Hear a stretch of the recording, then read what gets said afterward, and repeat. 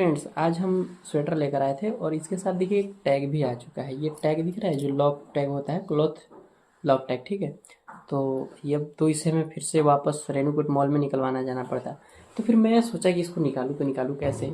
लेकिन मैं यूट्यूब के हेल्प के माध्यम से देखा कि इसको इस प्रकार से निकालना है। तो किस प्रकार से निकालना है चलिए देखते हैं इस वीडियो में। तो इसको इस प्रकार से गर्म करके चाकू को एकदम पूरी तरीके से लाल करके तब उसको निकाला जाएगा। तो चलिए दिखाते हैं कि किस तरीके से निकाला जाएगा।